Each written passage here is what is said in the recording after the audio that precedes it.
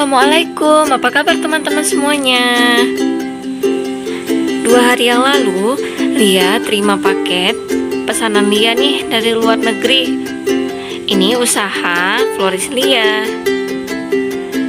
Di video ini Lia akan berikan kalian info tentang impor dan tentang peraturan bea cukai terbaru. Ditonton sampai habis ya videonya teman-teman. Terima kasih yang sudah subscribe, yang belum subscribe di subscribe dulu ya. Selamat menonton. Teman-teman, Lia akan ceritain tentang prosedur bea cukai dan usaha Floris Lia sambil temenin Lia beres-beres ya. Awal mula dulu Lia impor barang itu tahun 2017. Awal mula Lia tertarik di usaha Floris itu setelah sebelumnya Lia punya usaha online handmade bunga dari bahan pita. Terus karena keterbatasan waktu dan tenaga, Lia beralih nih jadi penjual bunga-bunga pabrikan, terutama lateks. Tertarik di bunga jenis lateks ini karena kualitasnya bagus sekali.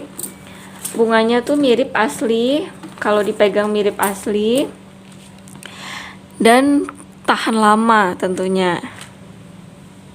Kemudian nyari-nyari supplier yang bisa supply barang-barang komoditi seperti bunga-bunga jenis lateks. Kita langsung cari supplier yang dari China. Itu tuh di China ada satu provinsi namanya Zhejiang, itu pusat grosir terbesar di China. Jadi dari situ kita dapat supplier. Terus kita dapat komoditi yang kita inginkan, bunga-bunga lateks dengan harga yang terbilang murah. Lalu kita coba hitung-hitung dengan bea cukai sampai dijual di sini tetap bisa dijual dalam harga yang di pasaran nggak gitu. Ternyata bisa. Ya udah kita ambil barang dari supplier tersebut.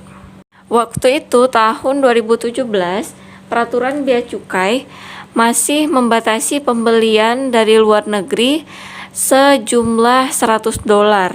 Jadi lebih dari $100 baru dikenakan bea cukai. Kemudian usaha Floris terus berlanjut dan berkembang di media sosial, di Facebook dan Instagram. Lalu permintaan pun semakin banyak. Lalu usaha Floris ini juga masih berlanjut di 2018. Saat itu bea cukainya juga masih $100 dan lebih dari $100 baru dikenakan biaya. Alhamdulillah, pelanggan-pelanggan dari kita itu sudah hampir seluruh Indonesia.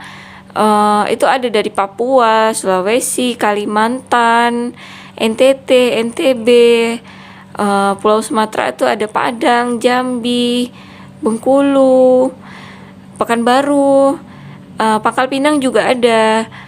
Nah itu udah hampir semua, kalau nggak salah sih kecuali Bali yang belum ada gitu ya pelanggannya. Nah di 2019 sebelum adanya kasus corona, kita juga masih rutin supply barang. Tapi bea cukainya di 2019 ini sudah berubah. Yang tadinya sebelumnya tuh $100 sudah dibatasi menjadi $75. Kemudian kita stop impor ketika virus corona mewabah. Itu dari bulan Desember 2019 hingga Juni 2020. Dan kemudian kita mulai mengimpor barang lagi bulan Juni 2020. Nah sebelumnya kita lihat dulu nih peraturan bea cukainya. Kita harus selalu pantau peraturan bea cukai ya, karena setiap tahun itu biasanya kebijakannya berubah. Ternyata mulai 30 Januari 2020 itu peraturan bea cukai sudah diperbarui ya. Yang semula $75 menjadi $3 untuk bea masuk.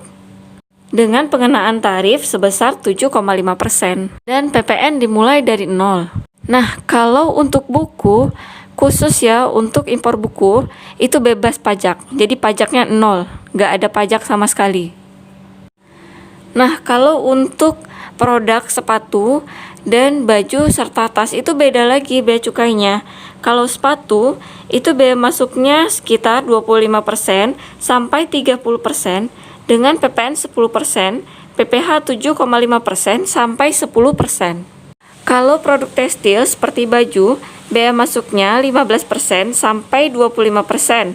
PPN-nya tetap sama 10%, PPh-nya 7,5% sampai 10%.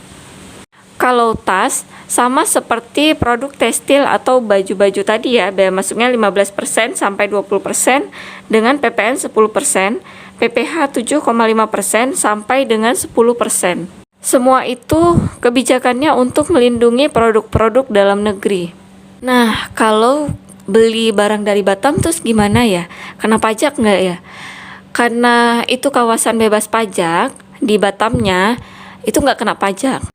Jadi, kena pajaknya itu pada saat barang akan dikeluarkan dari kawasan bebas ke daerah Indonesia lainnya. Nah, untuk impor barang, itu ada yang personal, ada yang melalui grup impor barang. Kalau personal kayak Lia, itu cari sendiri suppliernya, terus deal harga barang dengan suppliernya. Kalau udah cocok, suppliernya nanti akan kirim langsung ke alamat Lia. Nah, kalau untuk personal seperti Lia, itu yang pertama harus ada NPWP. Lalu, kalau impor barang melalui grup impor atau komunitas impor, itu ada ketentuan tertentu. Yang pertama, kita harus mendaftar sama mereka. Misalnya per tahun atau per bulan itu Lia kurang paham sih, tapi ada info-info yang Lia dapat dari teman-teman Lia, mereka bayarnya per tahun. Ada yang bayar 3 juta per tahun, ada juga yang bayar 9 juta per tahun. Nah, si grup impor ini, mereka biasanya menyediakan katalog, mulai dari fashion, tas, sepatu, mainan, peralatan masak, dan lain sebagainya. Biasanya barang-barangnya itu hampir sama di setiap grup impor karena mereka pakai katalog. Dan mereka itu punya gudang. Kalau di Indonesia itu gudangnya itu di Batam, terus mereka juga punya gudang di luar Indonesia, terdekat itu di Singapura. Kalau kita ngimpor dari grup impor, biasanya waktu kedatangan barangnya itu cuma 2 minggu. Kalau soal pajak, biasanya mereka yang mengurus. Nah, itu salah satu juga keuntungan impor dari grup impor. Nah, kalau impor personal kayak Lia, itu barangnya lumayan lama ya datangnya. Paling cepat itu 3 minggu, paling lambat sebulan. Karena barangnya itu masuknya ke Jakarta dulu. Baru dari Jakarta ke Banda Aceh, kemudian dikarantina di Bea Cukai, diperiksa di sana, terus Bea Cukai baru ngasih ke pos. Nanti untuk biaya pajaknya, pos yang menagih ke Lia gitu. Keuntungannya, impor personal itu, harga barang itu bisa kita dapatkan lebih murah karena kita langsung berhubungan dengan supplier. Istilahnya kita tangan kedua ya, dari supplier langsung ke kita, baru kita langsung menjual ke konsumen. Nah, sekian informasi dari Lia. Semoga informasi yang Lia bagikan ke teman-teman ini bermanfaat ya. Terima kasih sudah menonton habis video ini. Kalau kalian suka sama video ini, jangan lupa like ya. Sampai jumpa di video-video selanjutnya. Assalamualaikum warahmatullahi wabarakatuh.